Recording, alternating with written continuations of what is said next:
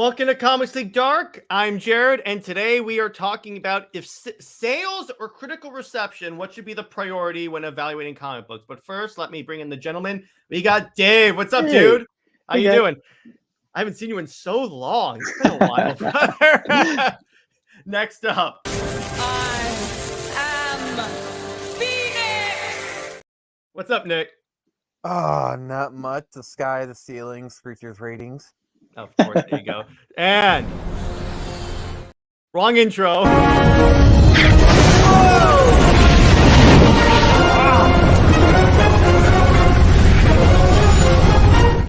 Flame on! How's everybody doing tonight?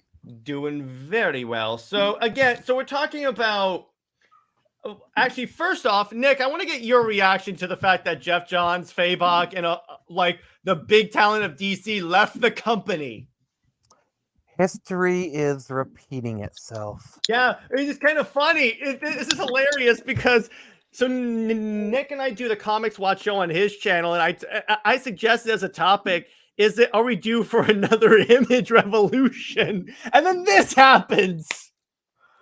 Yeah, like this is literally history repeating itself. Like to quote George Lucas, it's like poetry. It rhymes. Except this story makes a lot more sense. But hey, what's up, Mr. Big 65? So yeah, so now we're gonna talk. So the purpose of this topic is I was having a debate with someone, and then we even touched on this on the member stream last night about what should comic book companies prioritize when like they're allowing a book to go on, sales or the critical reception? Because honestly, there are times when they contradict each other. In other words, a book that doesn't sell well is liked by the fans. Somehow that makes sense, but it's happened. But if a book sells well, it was not liked, it goes on. But I don't know. What do you guys think? I'll start with Nick. Well, first and foremost, Marvel and DC are doing both wrong.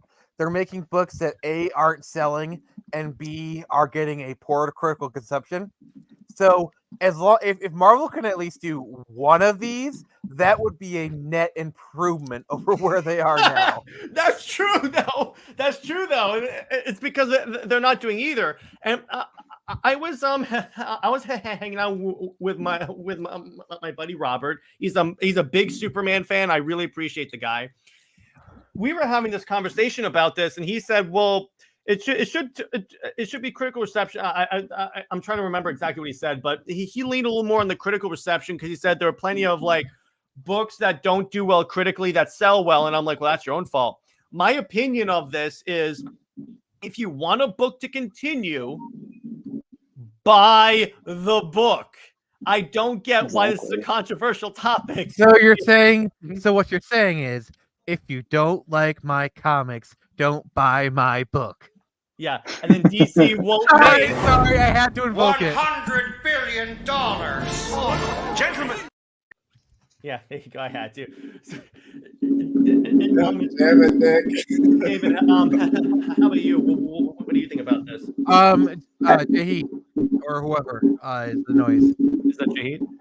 So that could be me because I live in a state called New Mexico, and we have this balloon fiesta once a year, and there's a bunch of fireworks, and I live right next to it. But I think they're gonna end soon because they started like half an hour ago. Okay. It sounds like a bunch of popping. Dave, can you mute your mic for like a few seconds, see if it goes away? Yeah. How about now? Can y'all still hear it? Here, hang on, Dave. I can do it. Yeah, it's David. All right. But anyway, so Okay. I just want to say, Jahid, I do apologize for going to you first. I'm sorry. I do apologize. So, David, what do you think on the whole sales versus critical reception? I definitely think that it should be a mixture of the two.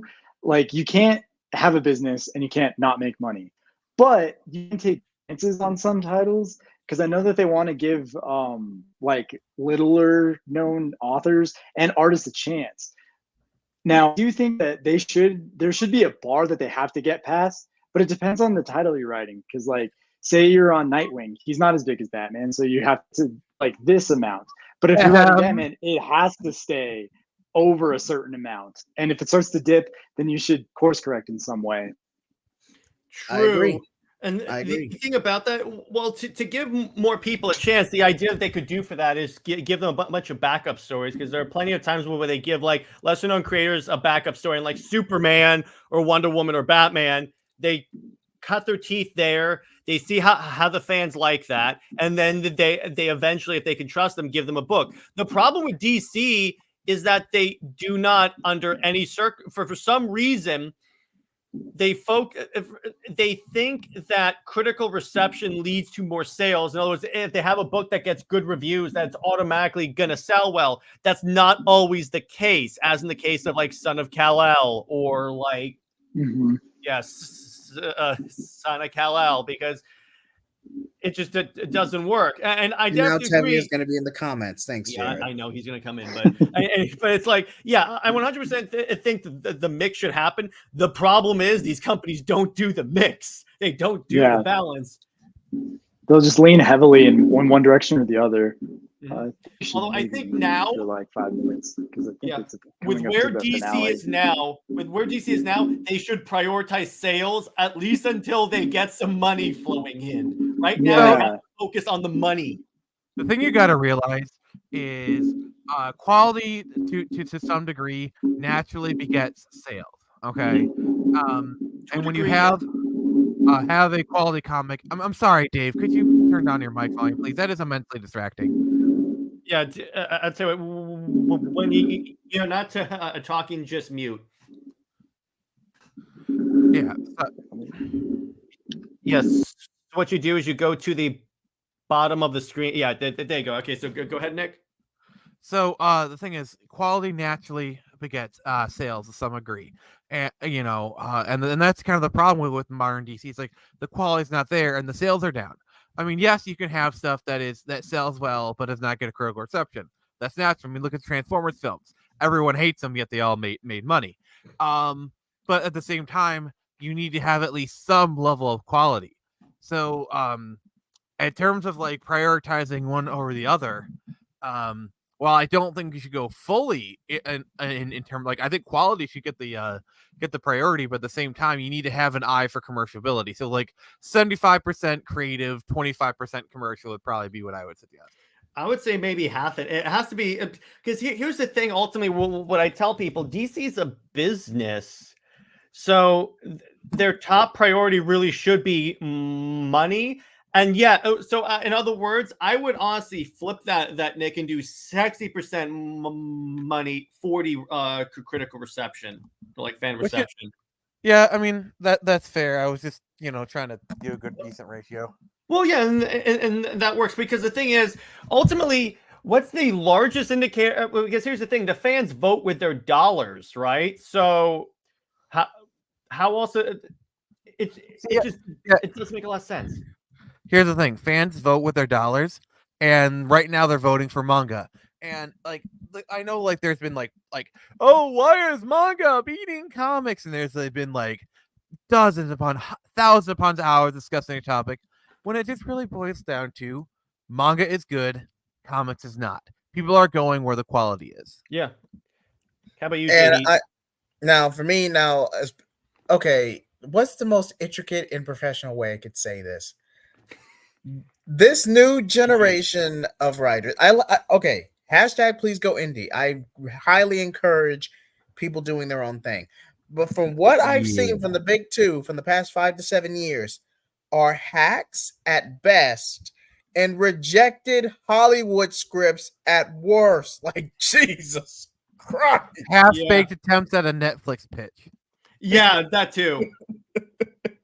Because remember when, like, the part that always says to me, and what's up, Britt? How you doing? Some of the reviews can't always be trusted. Some are biased or given high ratings to keep getting exclusive issues early. Yeah, that's the other thing too, is that a lot of times the ratings don't really work.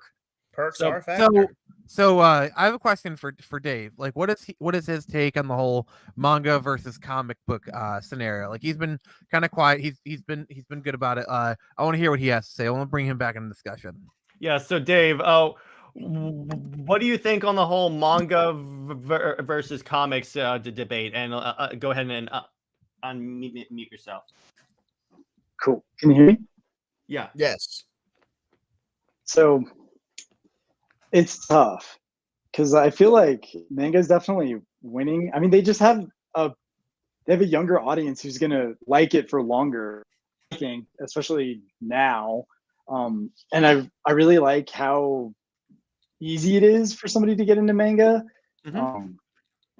That's pretty much. I do think they're winning. I do think that there's ways that the comic book community could change it though, because all they have to do is make some minor tweaks, make like releasing less titles that I think would be beneficial, because then people could keep up with more of the comics that they really want to read, and like less tie-ins, Yeah. and definitely less variant covers. I know we talked a lot about it yesterday, but like they should put an emphasis on making it more affordable for somebody who is younger. Because like if you're a little kid, or not like a little kid, but like say you're like a 16-year-old in high school and you have $15, you can get a whole like 50-page book, or you could get a 25-page book. And what are you going to go with? Yeah, at that point, it's simply a numbers game. Fair point. Fair point. Well Yeah. said, David. And the thing about it, and by the way, Brown Destroyer says critical reception doesn't matter because that's done by certain people who want to keep DC books in the golden age and silver age, but those books don't sell well. So Go Forth sells more. For example, thank you, Brown. Superman, Wonder Woman from the New 52. He knows me well. Sell well. Yet the perception was the opposite. Britt and I will just wait. Let me respond to this. Britt and I will dispute that the perception wasn't well. It's just DC was paying attention to people screaming on Twitter as opposed to the actual people that were buying the book. What were you going to say, Jay Heat? Thank you, Jared, for that well-imposed rant. Why, thank you. But I will give you this. I will exposit this. Superman X Wonder Woman and New 52 did, back when they actually did give us the numbers, over 100,000 units in sales consistently. I will give you that. Most of what you see are estimates nowadays, and even Batman, the creme de la creme, the golden boy of the DC brand, barely peaks at 80 to 85,000, and this was around the time of Tom King's run in Rebirth. So even still, critical reception can work, but you can't always rely on that to guarantee reception, guarantee sales. Wait, so what you're saying is what people say on Twitter actually doesn't matter? Roll the really? clip. Actually, you know what, Nick, I have a perfect clip for this. Other breaking news. Water. Wet. Oh! But yeah, and going off of that, yeah, because and a friend of mine said, oh yeah, but because if the critical reception is there, you know you have an established audience for that book. Really? Because about 80% of the time, Dawn of DC is different because they are doing a lot of different stuff. Yes, but perception was very well, actually. It's just that they were paying attention to people that were screaming on Twitter. And Lord knows the diehard Superman fan base basically screech like Black Canary, only less cool. Did somebody say Screecher? Oh, yeah, exactly. There you go. That's a good one. A little on the nose, Nick, less but I cool, appreciate Nick. the Except less cool, Well, Nick. more like little on the beak, but yeah, that works. Okay, but I walked right into that. My point is that straight into it. Yeah, and so sorry I came in late. No, that's totally cool, dude. And by the way, it's actually my stream that I'm restreaming Movie Theater King, but I appreciate the support. Yeah, but anyway, let's go off. That's fine. So I want to clarify that. But moving on, what's interesting about it is it's like when you have stuff like the New 52, and I know we went on a big rant about this last night. It's just the idea is that the New 52 is actually massively popular critically and sales wise, because if you look at like the sales wise from a comic book store perspective for the New 52, it was and Britt can tell you this, it was a massive thing. It's like, because again, treat it like we never published a comic book. Rebirth comes out, it's like that's it. Because again, it was I'm sorry, go ahead, Jahit. Critical reception was better with Rebirth, I will give you that. But outside of a very few titles, hardly anything made it past the 70 to 75,000 margin outside of the heavy hitters. Rebirth was a commercial dud. A lot of fan service, back to the old status quo. But outside of a few exceptions, such as Scott Snyder's Batman run, Justice League, Superman before Bendis, outside of a very few exceptions, I just don't think. Why did you say that, Dad? Thank you, Jared. I just don't see Rebirth being commercially successful. Was it better than where we were? True. It's Convergence and the notorious transition. No, you I could have rest still my saved case. it. You could have still saved it. Yes, we've already alluded to new direction. Okay. David, have you heard of the New Direction verse? Yes, I've watched a couple of your guys' Thank streams you. on Yeah, it. we Thank go you. nuts with that, but the point is that you could have saved it. DC took the lazy route out and just said, "Yeah, we're done." No, fix this. This is working to a degree. Jared, last you're little really bit you you're, were- you're really Oh, go ahead, bending David. you're really bending this point the where Thank you. Why? But because I one wanted thing to Go go ahead, full Dave. circle. Hashtag full circle. Go ahead, Dave.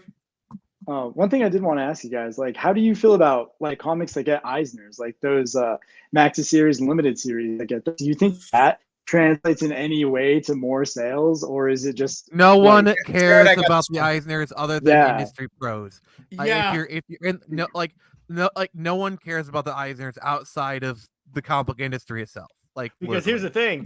Let me put it this way. Most comic book fans probably don't know what an Eisner is. And let me just say Exactly. this. And let me they say this think it's before we like move on. I think it's like, oh, they like, wait, Michael Eisner is giving out awards, the former CEO of Disney. Exactly. Sing But J Heat. I just want to say this before we move on. Name one title that was recently won an Eisner, quote unquote, or at the very least been nominated, that wasn't a shelf title or editorially mandated. Name one. I'll even take you as Because far here's back what as you late gotta 2000s. understand. Well, Okay, but Go ahead. Eisners are the Oscars of comics. And what I mean by that, you can predict what's going to win based upon Yeah. certain criteria of like the piece of media. But what were you going to say, Dave? I was gonna say I can think of Superman Space Age was nominated for an Eisner, and that's like one of the like most recent books that came out that I actually think kind of deserved it. Okay, a decent Elseworld story. I'll give you that one, Dave. I'll give you that one. But one thing that I have noticed about, at least with DC, is a lot of their Elseworlds get nominated for that, and it's for creators who are thinking outside continuity, outside the box. It's We're just almost like the industry is telling you, "Hey, your continuity sucks." Yeah, they're pointing at it in every direction. Oh, speaking of New Elseworlds, did you, directions. Sorry, of Dave, I had to Elseworlds. do it to you. Jared, did you hear the news? They're reviving the Elseworlds. Here's as an my imprint. question about that, Nick. If they're bringing back, if Elseworlds supposedly left, explain to me, deceased. All it is, Nick, is they're bringing back that stamp. But I'm like, wait a second. Deceased, Dark Knights of Steel, Wonder Woman, Dead Earth. White Elseworlds Knight. never went anywhere. Yeah, I mean, also you gotta throw White Knight into there. White Knight, Superman exactly. lost. yeah. Superman lost, which I love that one because it basically takes Lois Lane out of the equation. I had to do that. But Superman lost. What about Superman found? okay, but the point is, it's like, and by the way, Never changed, Nick. Rebirth is a nostalgia trip, but back Never, telling brother, what made never. the reboot in the first place. That's what DiDio said. He said in an article he was talking about like Rebirth. He was like, I don't understand why we had to go back to the way things were that necessitated the reboot. But the thing is with that. And by the way, Nick, I think it's a great idea. A lot of the books that they announced, I'm interested in. My problem is, again, they're making it seem like DC hasn't done Elseworlds books since they shut down that imprint. Yeah. All it is they're just, now we can put that logo up top. I mean, they haven't, like, you gotta realize, Jared, they haven't done, like, yeah, they've done Elseworlds books. They just haven't done Elseworlds books. This is what DC does. It's like they're like, oh, we're bringing this back. I thought it was always here. No, shut up.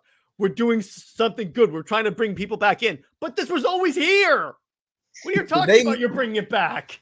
They acknowledged Marvel getting their What If TV adaptations. Oh, let's just copy that, but with the comics. They're standing on the precipice of had my it. achievement, not yours. What we were saying for during the Doom that came to Gotham. By the way, one of the people that actually worked on the movie commented on my video. So there you go. I love that. Oh, nice. But anyway, Jared, flex that comic power. So on that stream, on that stream, we talked about here's what DC could do that actually be really funny for like a HBO Max series. They do the Tales from the Dark Multiverse series, like that's their what ifs, except super dark. A little edgy, but they can work. Do like a crap ton of Elseworlds movies because that's working for them. Because Doom the Yeah. King of Gotham by Gaslight, All Star. Here's what they do. Okay. Yeah. It's a live action anthology series. Yeah. Basically you cast an actor for Batman, whatever, Ben Affleck. and they play the sure. I mean, in this fantasy, we can cast them fine. Like, you know, whatever. You have actors play the same characters. Like, let's say one day you're doing Doom King Gotham, and then next doing Gotham by Gaslight. So you have the same Batman actor in these different roles. The same like Tim Drake, the same all the same character, but they're playing like you have Victorian Batman, you have Eldritch Abomination Batman, you have Holy Rust Metal Batman. Now, what I am going to say, if they were ever to do Speeding Bullets, I would want Henry Cavill to play Bruce Wayne in that scenario, because that's like, what if Batman was Superman? So that makes sense. He's still Kal-El. Isn't that what they did on the animated series? I think so. Yeah. They did an adaptation of Speeding Bullets. Also, I really want Henry. Can you imagine Henry Cavill in the Batfleck suit? That would be I great. can see it. DC needs to be rebooted in every 4 or 5 years. We said on the stream last night with an easy to read storyline, and every time with a hard read with no connection. The other thing is that, and by I just want to go back to this. I want to see more Black Label books. Yeah, exactly. But Brown Destroyer's comments are very interesting. What they also need. Let me bring up a point I didn't bring up last night.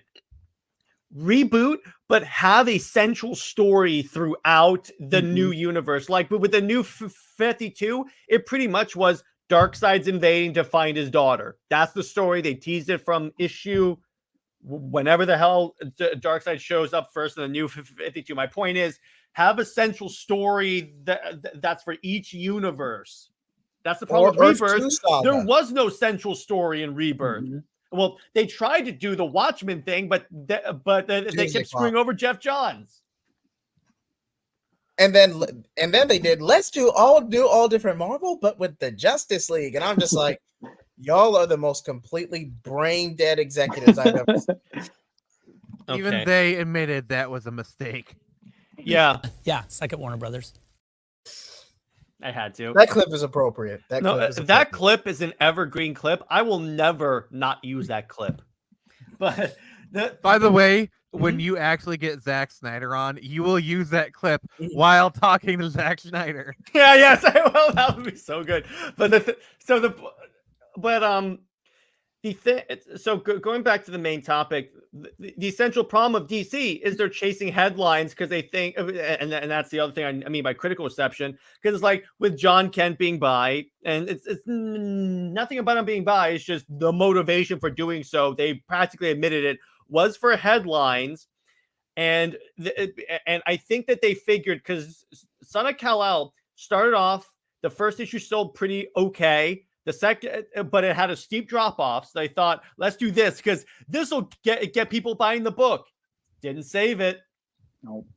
What I don't understand is when a story is really good, that generates enough headlines all by itself. Yeah. Like all they have to do is be like, have you read like this Batman and this Superman? Like these stories are great. They're doing amazing. You don't have to like have some kind of like, yeah, you don't have to have a flashy gimmick.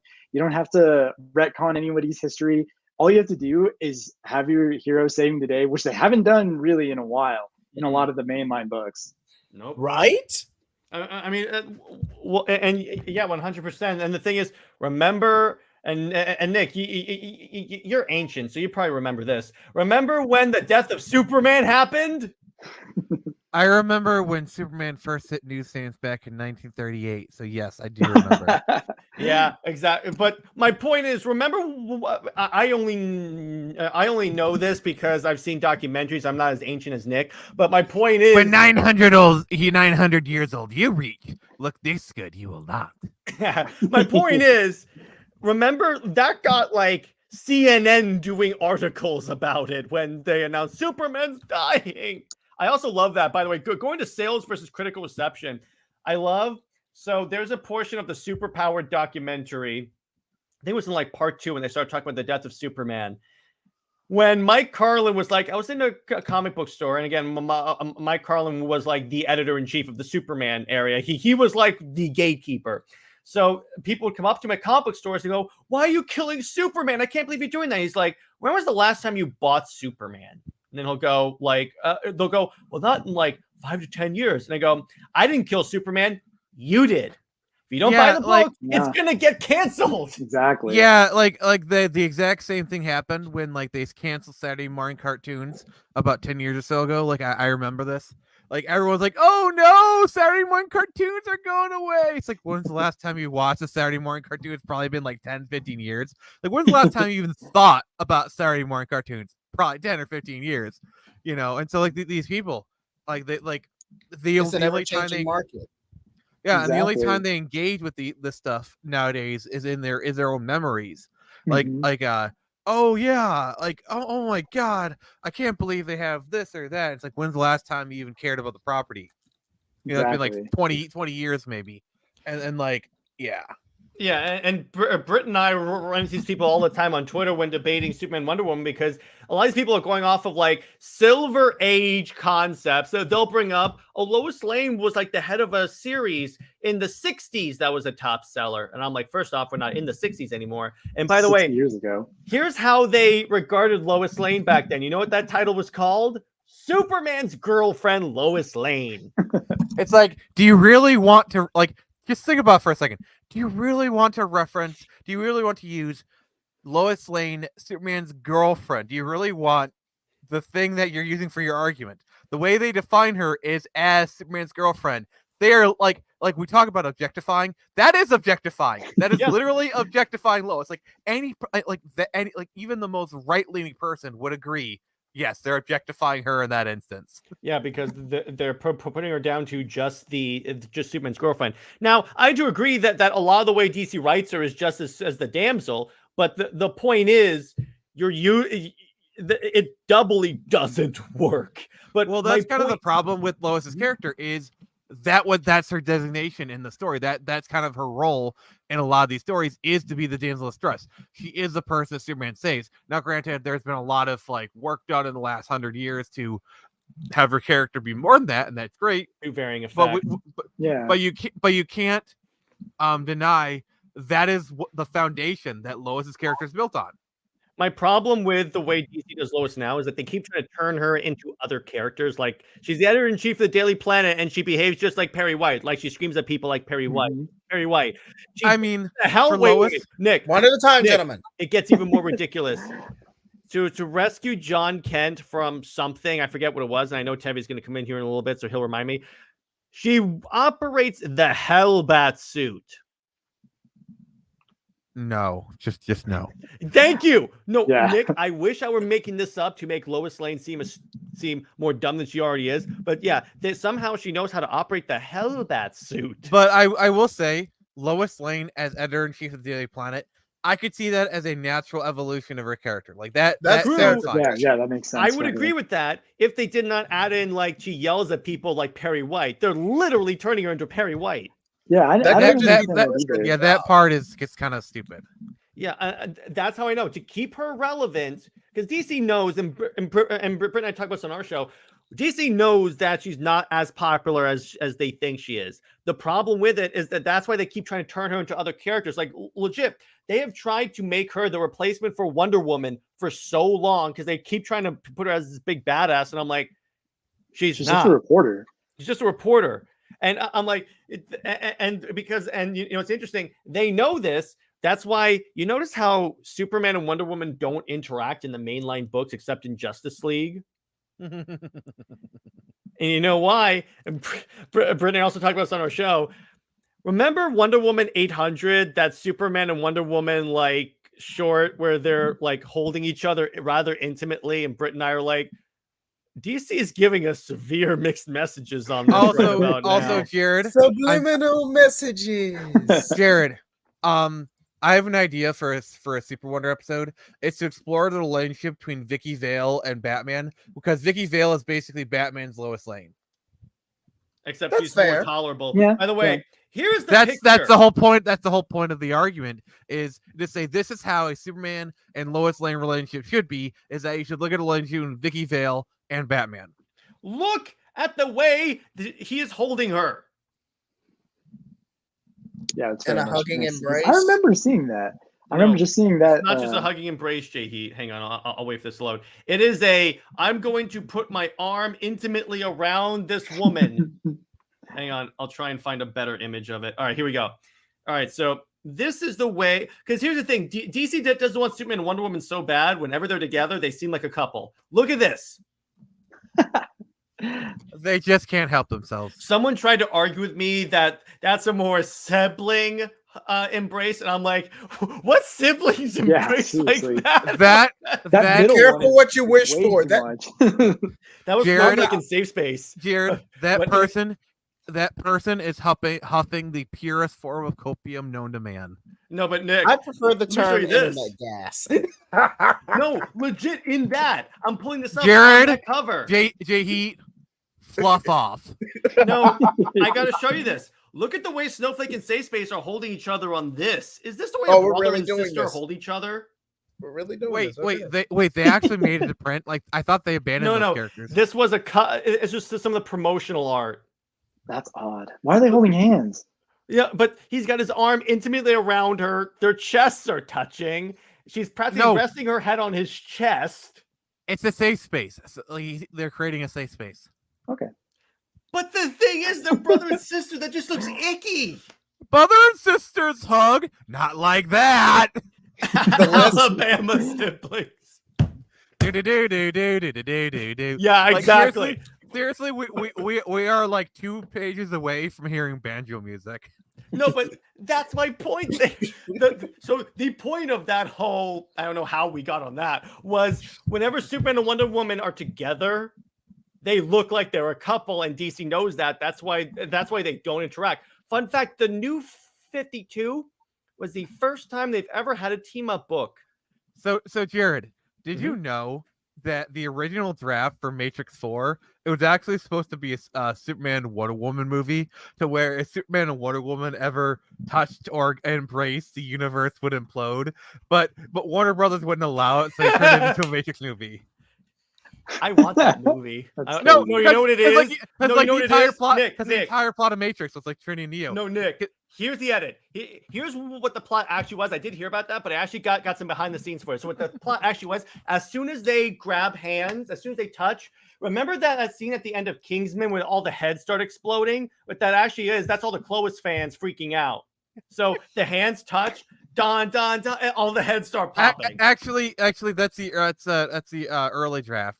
You see. But what you didn't see was that was actually like prescient footage. Like, they actually found a device that can cast in the future, and so they recorded the reaction of Clovis fans in the theater as they saw it. And so what actually happens is all the Clovis fans in the world, their heads just start popping, and they couldn't have a mass genocide. I gotta go tweet.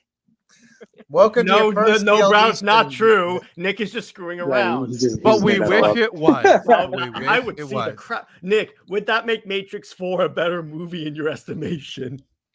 1,000 times better. I have to bring that up. It's not my fault you can't appreciate good movies. Matrix Fluff 4 was off! weak. Fluff Matrix 4 was off! weak. Fluff off, you son of a biscuit! Don't make me bring up Wheel of Time. I will leave. Low the blow. stream. I am Low not blow. lying. Okay, but my point is, so going off of this, and this also links to the movies, because I know I'm talking about the Super Wonder show a lot, but a lot of the stuff applies to that. Britt and I came to this realization: all of this dysfunction, the same issues with the comics, is the same mistakes that Warner Brothers have made with the movies. Because what happened was, Snyderverse starts. It's actually very popular and very profitable, to quote the former head of Warner Brothers, saying they were very popular. In fact, he said the only 2 Snyder movies they lost money on was Sucker Punch and the Owls movie. but that's it. He says DC work is very popular. He even emphasized very. But then they listen to people on Twitter that admittedly either don't read the books, or here's the other thing that we have to talk about with sales and critical reception. A lot of these people that like want these characters to be a certain way pirate the books and have admitted to doing so. I mean, look, if you look at BVS before you calculate for inflation, still has made twice as much money as any DC film released in the last 2 to 3 years. Yeah, exactly. And we're that still is talking about it. We're still talking about it. That's the other thing there. Where do you have fan conversations that continue for a decade? Back to the Future. Spaceballs. So Star Wars. By the way, I am going to look up the box office results of Man of Steel, and then I'm going to put it into inflation calculator. We're going to see if with inflation it's made $1 billion, which I'm going to argue it has. Mm-hmm.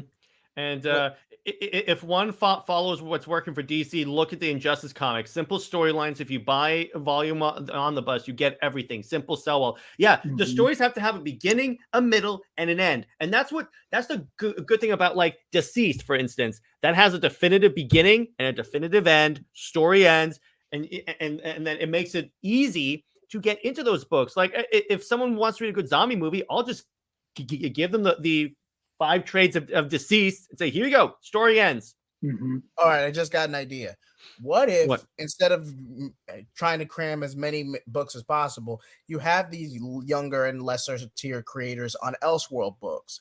If they can't even sell one Elseworld book, you are not getting a prominent DC or Marvel character. You have to be able to tell a consistent, out of continuity story, and it has to sell decently.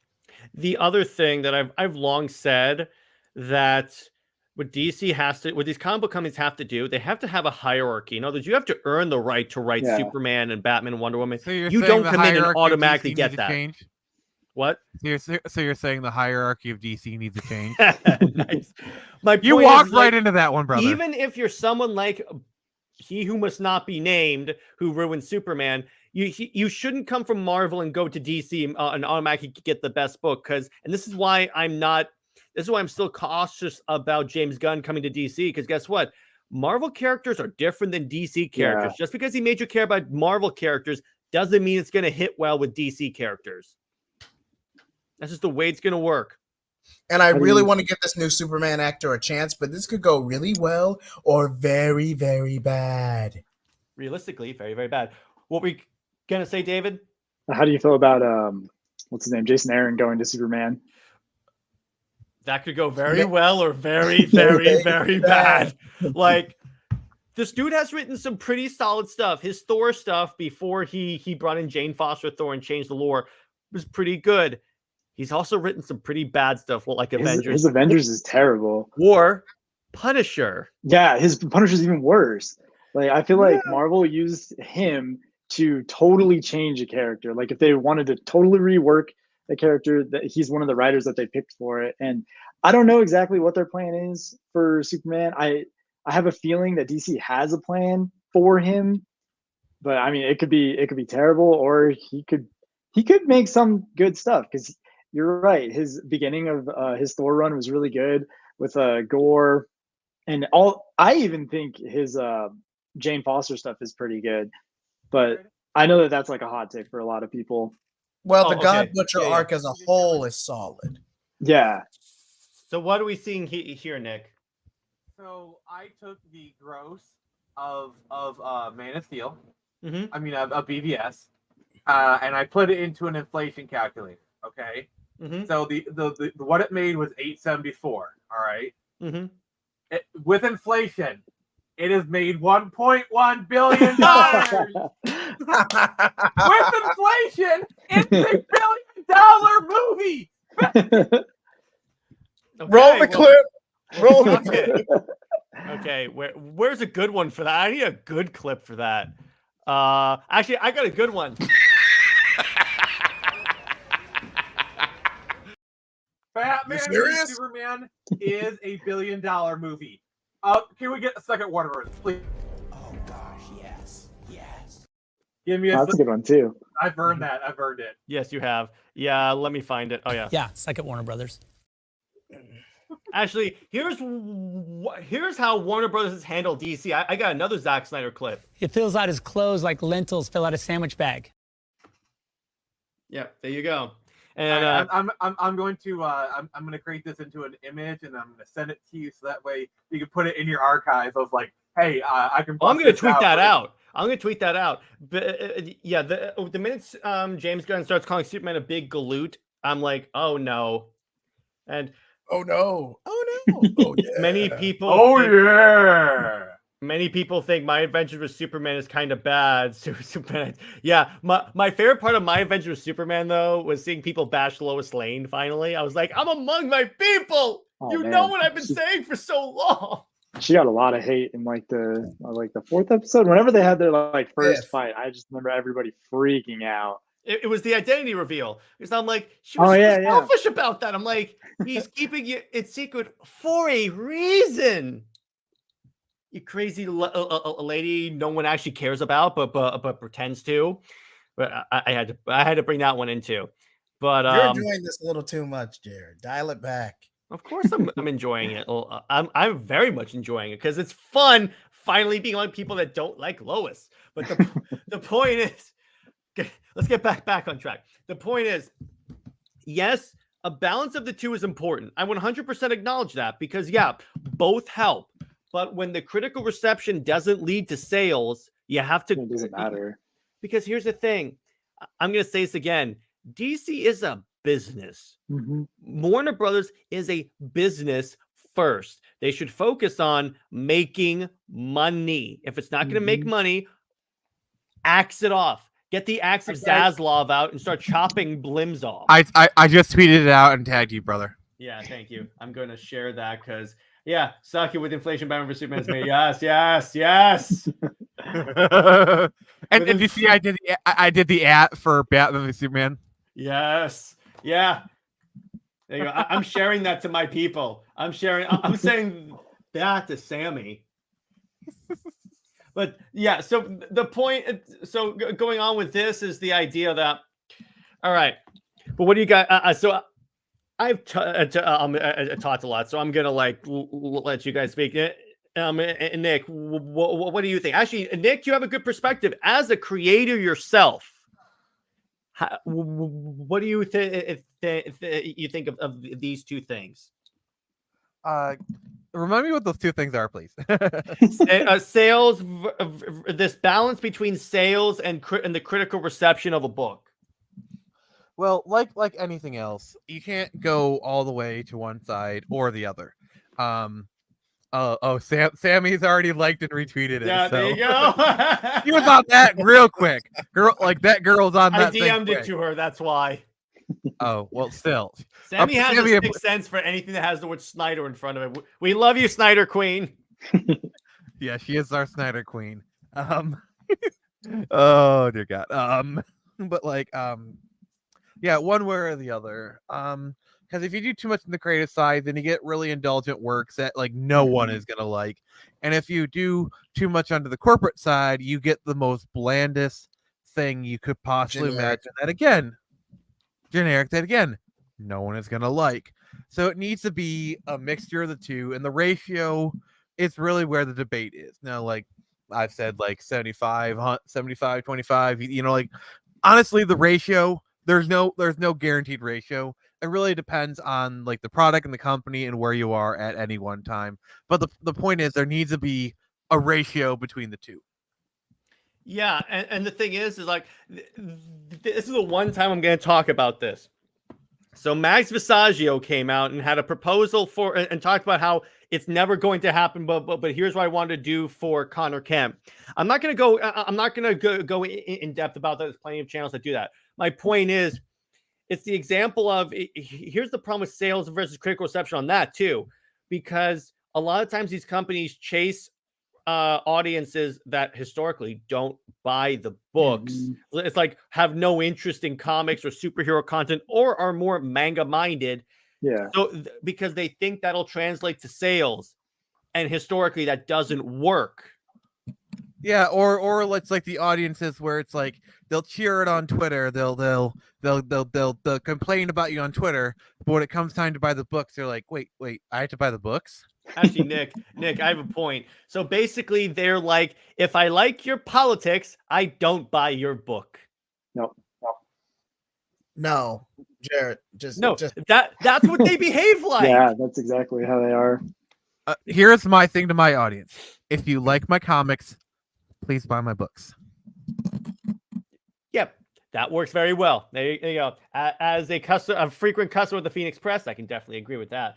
But oh, you're a super customer, trust me, brother. You are on the preferred list. yes, thank you. But so yes, you are like the greatest Phoenix Press shill ever. Why, thank you. Yes, it is the peak comic book company. It's up there with Image and now Ghost Cave or whatever it's called. Well, the only thing that can really the only comic book creator that can really challenge me is there's this one up and comer. He's writing this thing right now. His name is Jared Lucy, and he is the only guy that can challenge me for my throne. He is the only credible threat to me. But Weeb. What did you dweeb me for? I was dweebing me. I was calling me a dweeb. Fluff off. This is fun. This is fun. I love this show, but that's the thing. But yes, and that's the thing. Even as a content creator, I go by this. For the most part, the way to grow on YouTube is that to a degree, you do have to do like a mix of these two. The thing about YouTube, as opposed to what Marvel and DC do, is that YouTube, these two, sales and critical reception, I mean, like let's say plays, go hand in hand like immediately. So it's a little easier to cater to both. So what you're saying, it's a very critical role? No, I don't say that. Like a benza. It has been a while since you busted that out. I am honored. Get it out of your system now. It's been a minute since you busted that one out. I am I'm not doing it again. Actually, I'll do one more, Nick. This is especially for you. The psychos just keep getting younger. Or in Nick's case, older. So I had to. Fluff off. I had to. Jay Heat, your thoughts? Mine is it's definitely a balancing act between, and even this plays into fan expectation as well. You can't always rely on the same motif over and over again because it gets stale after a while. You do have to shake things up, but do it in a respectful way to where you're not making changes for change's sake. Zeb Wells, Spider-Man. Excuse me. And you're not going to... No, it's fine. As I was saying, keep going. You can try to get an ire or a response out of your audience, but the moment you reach for trying to troll or piss them off, you're inevitably going to hit apathy and no one cares. And I hate to say it. It's almost as if you tell your audience not to show up to Ghostbusters 2016, they won't show up to Ghostbusters 2016. But I see this great tweet. Oh yeah, or like Charlie's Angels. Remember that reboot? Wait, they made a Wait, that was a Charlie's Angels reboot? Yeah, with what's her name from Twilight? Oh, that just sounds bad. So, by the way, I'm going to share this. This is a fun tweet about DC movie fans. I love DC movies. Let's every DC movie flop. Yeah. That meme about DC films on Twitter, packed theater, DC fans in reality, empty theater. That's real, apparently. Yeah, that's real. This is the problem with DC versus Marvel. Marvel, for all of its failings, at least encourages the passion of fans. Every time you get DC fan like the DC fans that are actually passionate, Warner Brothers is constantly crapping on them. You know, yeah, like Marvel, like Marvel and Disney embraces the passion, embraces the devotion of its fans, where Warner Brothers doesn't, and it just keeps biting Warner Brothers in the butt. And I'm not saying this is like a Snyder versus whatever debate. That's just general DC. Fun fact, Blue Beetle officially ends its theatrical run with brand new record for the lowest grossing DCEU movie. How much? It doesn't like say. 100 mil. I bet somewhere in that range, like 100 mil to 150. It was maybe. Kristen Stewart. otherwise known as really bad actress. Like, wow, astonishingly bad. But yeah, and then honestly, what DC should do, what comic book companies should do, yeah, you could use like that as a basis. There's a way to get both. Use the fans as a basis. Like try and get engage with fans, not online, but face to face, like at cons. Yeah, don't really go off of Twitter for like story decisions. Go off of Comic Cons. Have like panels and town halls and stuff. Here, let your voice be heard, because, and that's the thing. As much as I dog on Rebirth, the one thing they did do well is that they they talked to the fan base and made the fan base feel involved. You want to do that because you get the fans invested. They will support you. The problem is a lot of comic book fans, DC especially, are not devoted. What were we gonna say, Nick? Yeah, because that's the thing. Like DC sucks at garnering engagement. Like fandom was a really great idea. Like that was a really really like Marvel. It does like the Hall H. It does the convention appearances. Like Marvel is really great, and Star Wars even like the one good thing I will say about Disney Star Wars is they actually blasphemy is they have done a really good job of keeping the devotions of the fans that are still there. Like they actually do like they market to a certain group of people. It's a very diminishing group of people, but they're very good at putting the product out there. Warner Brothers is not. What's up, Zeke? Yeah, what's up, Zeke? But yeah, and that's the thing. Is like, yeah, 100% credit where credit is due. These companies have to learn that you can't just make content and expect the fans to keep showing up. You have to involve the fans.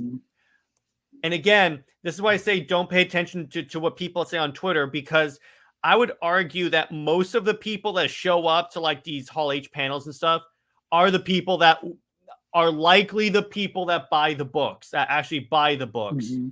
So pay attention to these people. Plus, you'll get more of an, I think at least, you'll get more of an honest reaction to the fans if you do it in person as opposed to on Twitter.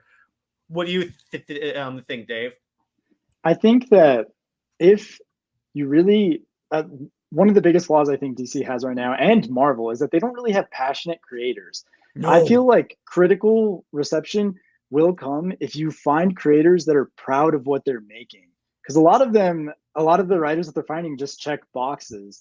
They're like, what's your age, like ethnicity, all these other things that they look at before they look at their writing credentials. And an idea that I thought that DC should implement, and both Marvel too, they both have their online platforms. They have like Marvel Unlimited and they have DC Infinite.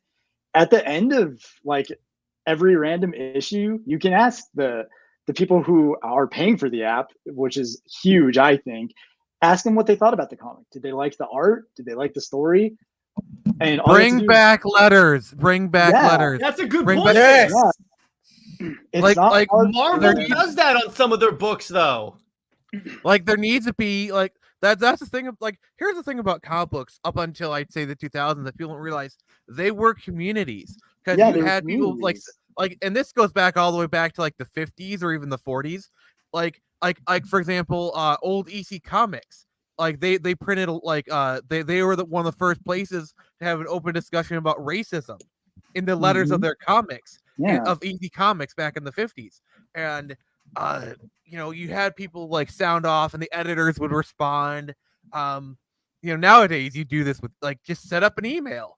Not even that. If your app on your phone can ask you, hey, app, why can't your app that you're using ask those same kind of things? Like I play because that is great engagement. Gathering. Imagine you're reading a Marvel DC comic, and this is both print and digital, where you see in the back of it, you see your letter in there. That is a great dopamine rush that really engages you with the product. Makes you feel like they care about you. Yeah. Like that is like why don't they like imagine you know, it's like you're doing the app and he said you give your feedback and whatever, and they print that feedback in the comic, like literally print it in the comic. Yeah. That is a great thing. I could put it in the back of the comic. Lois Lane sucks. I mean, we live in an information age. I mean, a lot of like what I do at work is like look at numbers and stuff, but like these numbers are available to them all the time. Like they can see what issues are getting looked at in their apps. I personally think that they should be pushing digital like way more because honestly, it's the future. Everything is kind of looking that way, anyways. So I don't see why they don't. I'm gonna disagree with you there. I think we're gonna see a push back to physical within the next 3 to 5 years. It's already kind of starting to happening with like. I could see it going both ways with physical media because I do think that it's important as well. Different topic for a different stream. Yeah. All right, fair enough. We'll table.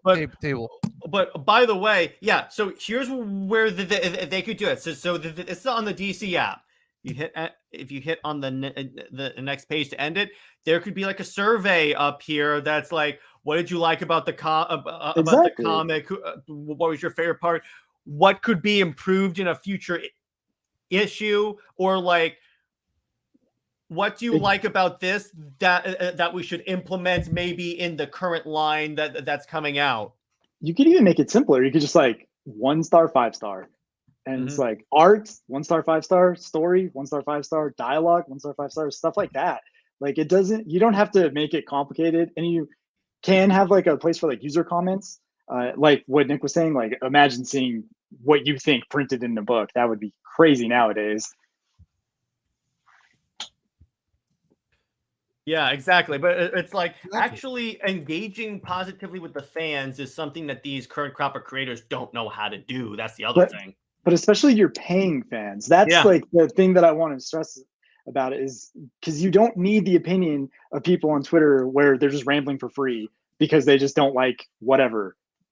And that's the other thing. It's like so many creators, they don't know how to react when a fan isn't for the best way I can put it is blowing smoke up their narcissistic butt. Exactly.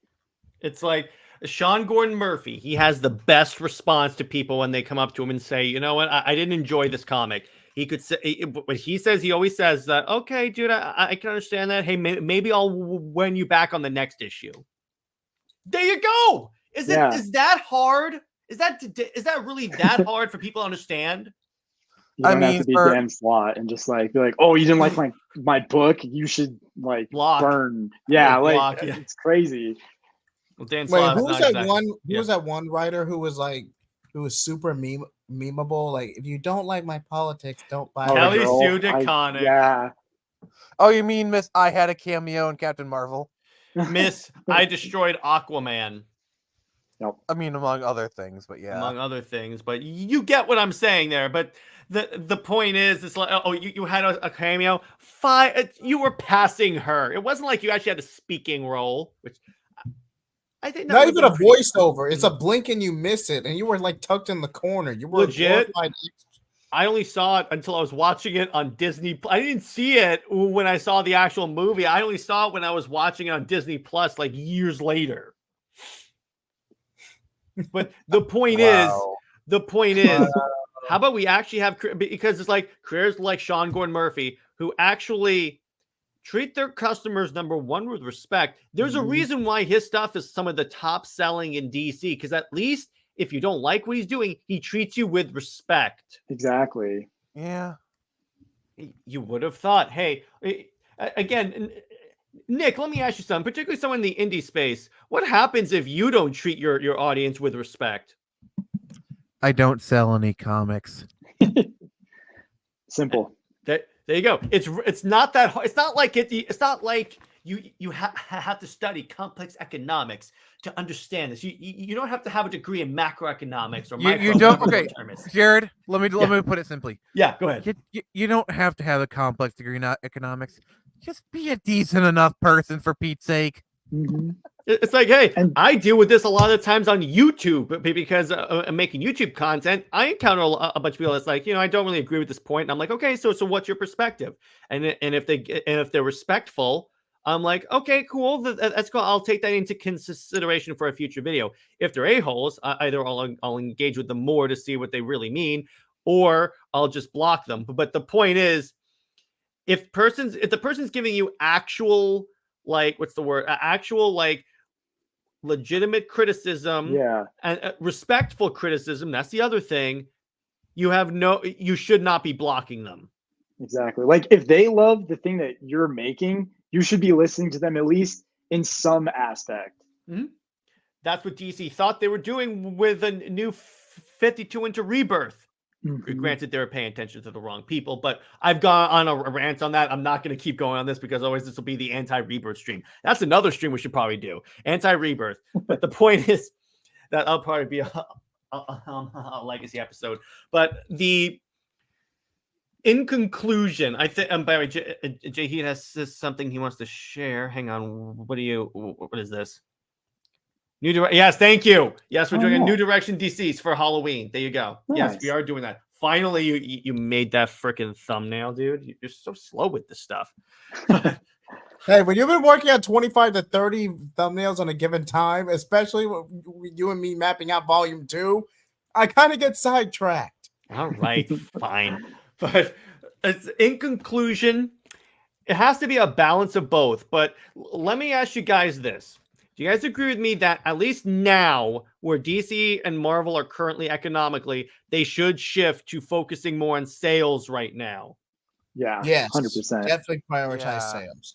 Right now, once they're in a better economic position, then they can start like evening that out. But for right now, they need money. And that's the thing about like the DCEU. These movies are bombing, and people are like, that has nothing to do with James Gunn. It will when they're assigning a budget to his movies, and then they're in the gutter.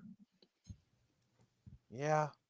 That's just the way it's going to work. But anyway, I think that's a good place to leave it. Before we leave you, though, I have a little thing that I would like to promote for like 10, 20 minutes. Nick, would you like to share the link to Screecher?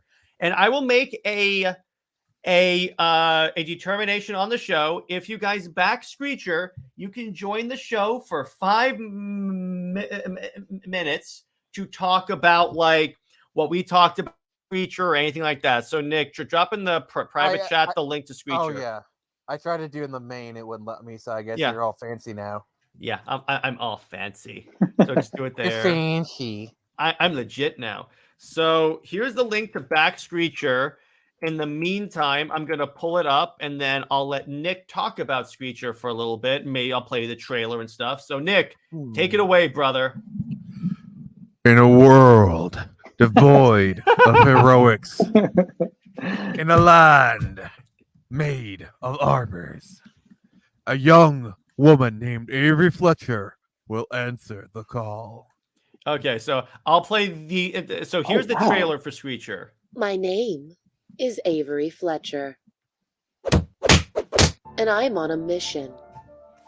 After 7 years away, I am now home. But the home I came back to isn't the one I left. With my father jailed and my future threatened, the list of enemies grows ever larger. To fight the rising tide, I must become something else. A force for good. A force for liberation. I must become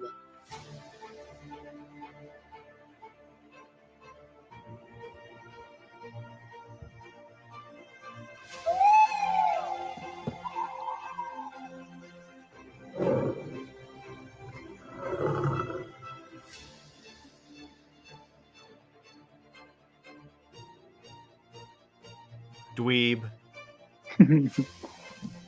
Fluff off. This is his moment. For those that aren't aware, fluff is my substitute for the other word. Yeah, so Nick, Nick, so why don't you tell us about the fun perks you get if you back the book? Well, there's a couple different ones depending on how much money you put in. So at $5, you can get a digital copy of issue 2. 10 gets you the double digital, which gets you issue 1 and 2. And then if you want a physical one, the tier for that is at $15. With and I got 2 separate ones for the main cover and the Krogan cover, aka Jared's preferred cover. I think Dave's is heavily inspired by Michael Turner. Oh, I think Dave is liking what he's seeing. Mm-hmm. Yeah, this looks pretty sweet.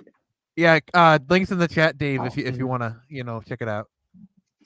And good. I guess for $20, we got the goodie bag, which you get you some stickers, some trading cards. Wait, did this already come out? No, it's Oh, it's not out yet. I see. Yeah, it's a funding comic now. It's funding now. Yeah, you should get your comic by about December, January, which is what we're shooting for. I'll consider it, Nick, my Christmas present. Okay then. Which means I gotta get you a Christmas present now. No, Dang you don't. You don't. But continuing on. I might anyway, but you know. Yeah, so Dave, since it's the first time getting Screecher, the one I would recommend is the catch-up tier, which is $30. Yeah, I was just looking at that. That gets you physical issue 1 and 2. And Dave, if you do get those now because you're a friend of Jared's, I'll send you digital copies like right now if you get them. Because the book is done. The book is done. Like Jared's read the pre-release version of issue 2, by the way. I get all the special. See, here's the thing: I have to be a Screecher shill in order to get the early reviews. Copies. I do have to pay tribute to the Lord of Comics. So, well, yes, you do. Thank you very much for allowing you in my fiefdom. Wait, what? Fiefdom. That's Old English for kingdom. That could have come across as so much worse in any. Whatever. And then for the ultimate fans, we have the Talon edition, and what that gets you is it's limited to 25, so there are only 25 that will exist, and you get everything that's been offered before, and is including a special Talon edition, which is hand numbered, hand lettered, and also has spot foil on the cover. Then you also get your name in the comic for this one. All comics, by the way, not just a Talon edition. All the comics will have your name in it. So like in the past, not this time because Jared's a little tightening his belt, but like he actually has his name in Screecher number 1 and Turn Samurai number 3. I'm so special. Well, you were before, but not anymore. But yeah. Screw you, dude. Why am I giving you free promotion? Because you like me. Now let's talk about the stretch goal, shall we? I mean, yeah, we really should because we are currently less than $150 from being funded. So stretch goals are a very much a reality right now. Well, this is the end of. We're only at the end of week 1. So first off, thank you to everyone who's donated this far. You guys are all awesome. So I want to say thank you. So you get a line art book, but I want to highlight particularly a very special variant cover you get. So for $3,000, if we no, it's not for $3,000. Yeah, I wish. No. When we get to $3,000, we will get former Comics League guest Joe M. Sontag to do the cover. And this is basically his art style. Dang, that's sweet. Yeah. Nice. Yeah, he's got kind of like a Mike Turner, Todd McFarlane kind of style, and oh my god, seeing Screecher in that style like would be so great. Because he's a big fan of like those early 90s Image comics is the way he described it to me. So that's why it has a very like Spawn inspired style here. Yeah, awesome. So yeah, and again, I've reviewed issue 1. I'll review issue 2 when the book is released, and like people have had like a week or so to read it, so I don't spoil anything.